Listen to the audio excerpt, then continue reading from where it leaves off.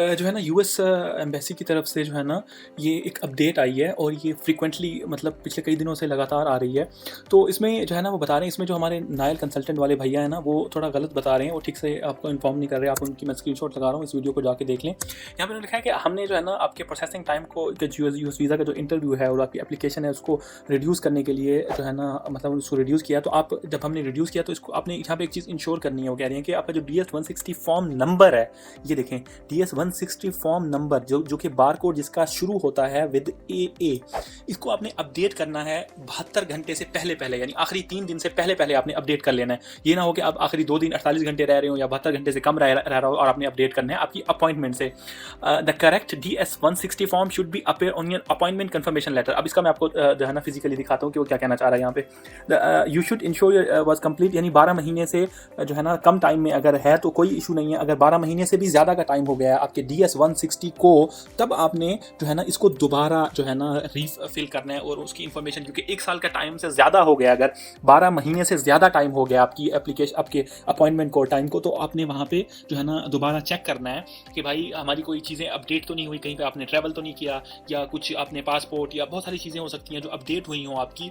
तो जो है ना आपने शादी कर ली हो शायद, या कुछ और भी बहुत सी चीज़ें हो, या आपने नहीं की थी, या कुछ भी हो सकता है। तो जो है ना आपने वो वहाँ पे अपडेट करना है। बहुत सारे इवेंट्स हो सकते हैं, अगर कुछ ऐसा हुआ है तो आपने उसको अपडेट करना है। नहीं भी हुआ तो अगर 12 महीने से ज़्यादा का टाइम हुआ है तब अपडेट करना है। अगर 12 महीने से कम का है तो आपने नहीं करना। और मेरे ख्याल में पाकिस्तान में जो है ना 12 महीने इतना टाइम किसी का नहीं आता, ज़्यादा 5-6 महीने का टाइम होता है। अच्छा आगे देखें, इफ़ द DS-60 फॉर्म जो है number that you present on the day of the interview does not match, जो आप ये तब होगा जब आप एक दफ़ा आपने अपॉइंटमेंट ले ली DS-160 कन्फर्मेशन के बाद, आपने एक दफ़ा जो पहली अपॉइंटमेंट लेते हैं उसके साथ मैच होता है। लेकिन अगर आपने दोबारा टाइम के लिए ली और 3 दफ़ा का टाइम होता है, अगर आपने 3 दफ़ा ली, चौथी दफ़ा इमरजेंसी का होता है मेडिकल या इस तरह से, तो अगर आपने 2 या 3 दफ़ा उसको रीस्केड्यूल किया अपनी अपॉइंटमेंट को पहले टाइम लाने के लिए, तो आपकी जो ये जो फॉर्म का AA नंबर जो बार कोड नंबर है वो AA से शुरू होता है, मैं आपको दिखाता हूँ, वो चेंज हो जाता है। तो आपने ये कंफर्म करना है कि आपके अपॉइंटमेंट लेटर पे जो नंबर है ये बार कोड वो और आपके अपॉइंटमेंट पे सेम होना चाहिए, अदरवाइज आपकी अपॉइंटमेंट कैंसिल कंसीडर होगी एंड जो है ना आपका you will not be permitted into the embassy consulate to continue your application. आपको अंदर नहीं जाने दिया जाएगा अगर वो मैच नहीं कर रही होगी,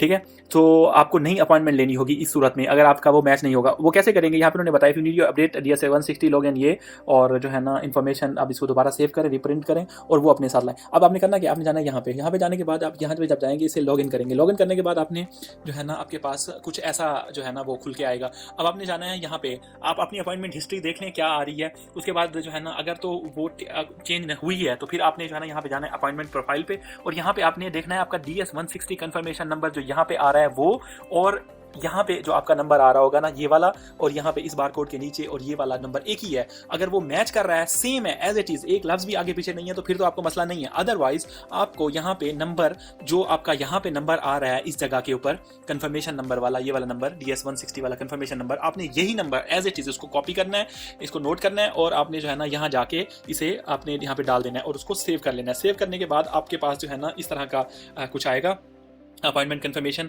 आपने मेक श्योर करना है कि ये नंबर वही आ रहा है जो आपकी DS-160 के ऊपर है। ये देखें ये बता रहा है DS-160 कंफर्मेशन नंबर, ये वाला नंबर, ये जो अपॉइंटमेंट का पेपर यहाँ से ये वाला जो पार्ट है ना, ये वाला प्रिंट होके ऐसा कुछ दिखाई देगा। तो आपने मेक श्योर करना है ये वाला नंबर जो आपका DS-160 वाला है ये, और ये वाला नंबर मैच होना चाहिए। ये यहाँ पे जो आ रहा है यहाँ पे भी वही सेम नंबर है। अगर ये मैच ना हुआ उस दिन, ठीक है, क्योंकि ये तो आपका सेम रहेगा, ये तो आप चेंज नहीं करेंगे, लेकिन अगर आप रीस्केड्यूल करेंगे अपनी अपॉइंटमेंट हिस्ट्री में जाके देखें, अगर आपने 2-3 दफ़ा इसको रीस्केड्यूल किया है तो आपका नंबर यहाँ वाला चेंज हो जाएगा, वो नया नंबर आपको दे देगा और यही वाला जो नया नंबर है वो प्रिंट होके आएगा। लिहाजा इसको अपडेट करने के लिए आपको यहाँ से अपना नंबर अपडेट करना होगा, ठीक है। जो आपका एक्चुअल DS-160 फॉर्म के ऊपर, कंफर्मेशन वाले फॉर्म के ऊपर जो आपका नंबर आया है वो वाला इसके ऊपर आपने कंफर्म करना होगा, और मेक श्योर कीजिएगा ये 72 घंटे से पहले आप कर लें।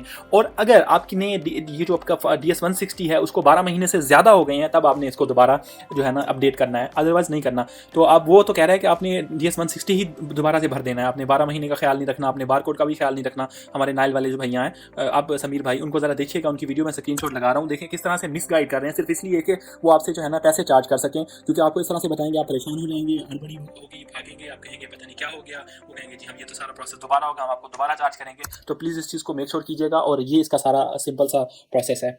तो तब तक के लिए जो है ना अल्लाह हाफिज़।